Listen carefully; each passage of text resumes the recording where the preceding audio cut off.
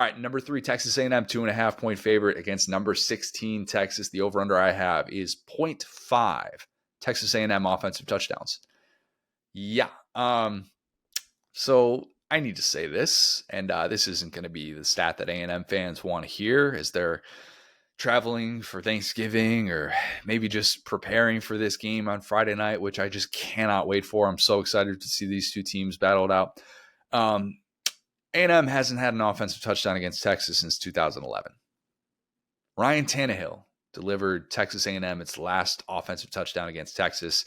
Also of note, Ryan Tannehill is 37 years old. Also of note, they've only played once since he left A&M. It was last year when A&M's only touchdown in this game was an offensive, and it was the 93-yard pick six from Will Lee. Both the A&M offense and the Texas defense in very, very different spots now compared to where they were last year. This year, the A&M offense, it's averaging 34.8 points per power conference game if you take away the non-offensive scores, which I always say you should take away the non-offensive scores. That's the best in the SEC because if you do that for Tennessee, that number drops to 33.4 against power conference competition.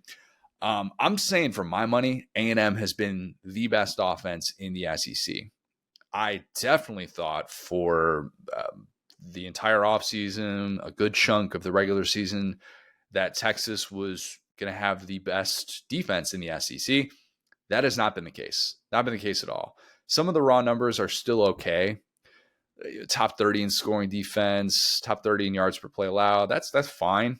But 4 consecutive games for Texas allowing at least 31 points. That's wild. Last year, Texas only did that once. And it was the double overtime Peach Bowl against Arizona State, who had 24 in regulation. So very different. And I think a few things are to blame for that. Not having your two best defensive players healthy at the same time is hurt. First, it was Michael Taft, then it was Anthony Hill Jr. Secondary's been banged up at different points. But one of the best assets that the Texas defense had last year was that it could run the ball. More times than not, it could run the ball very, very well as long as Georgia wasn't on the other sideline. That team played complementary football. This team does not at all. And it's perhaps why it looks so disjointed at various points and why they need to have these furious comebacks or they're playing in games that are way too close down the stretch.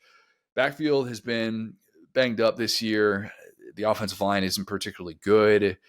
It's not necessarily surprising when you consider those factors that Texas has not hit 4 yards per carry once in SEC play.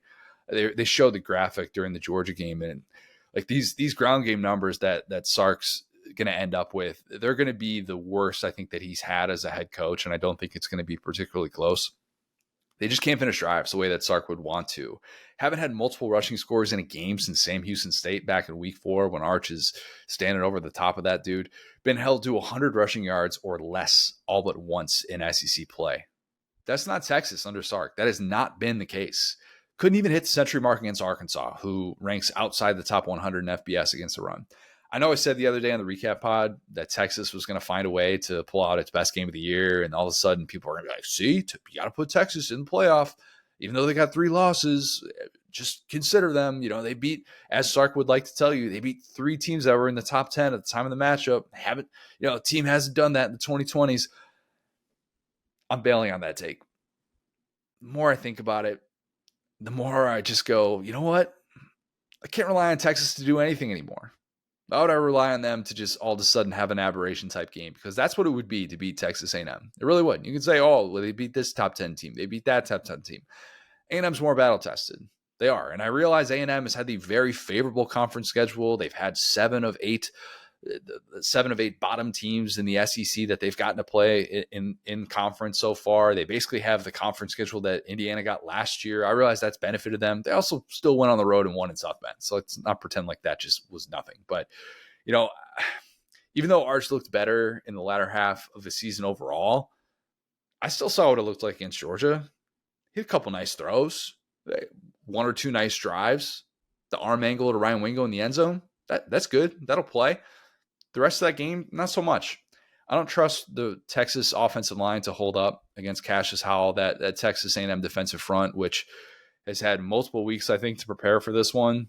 No disrespect to Samford, but some disrespect to Samford.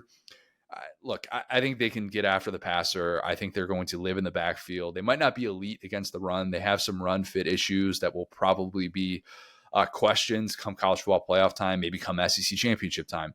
So I think there's a world in which Sark dials up a lot of these quick hitting passes to the outside. That's always kind of a staple of the Texas offense. Try and get these guys on the edges, try and trust your receivers to be able to block in space and just get chunk plays that way, especially when you can't run the football. You really need to rely on that. Texas will try and rely on that in this one, but I think Mike Elko knows that going in. I think Mike Elko makes some of those adjustments, and I'm going to take A&M to win this one. I think they end the Texas misery. Not only do they score their first offensive touchdown against Texas since 2011, but they score a whole lot of them. They win this one on Friday night, 31-28. Also, if A&M gets to 12-0, I think that would be worthy of a first-round bye regardless of what happens in the SEC championship. And maybe that's an unpopular opinion, but like for all the talk about the favorable draw that A&M got in conference play, which was really, really favorable, getting to 12-0 with 4 true road wins against power conference bowl teams would be something. It definitely would be. And I just don't think Georgia being idle or Texas Tech beating BYU again in the Big 12 championship, I don't think that would be worthy of jumping 12-1 Texas A&M that in this scenario would like lose to Bama in the SEC championship.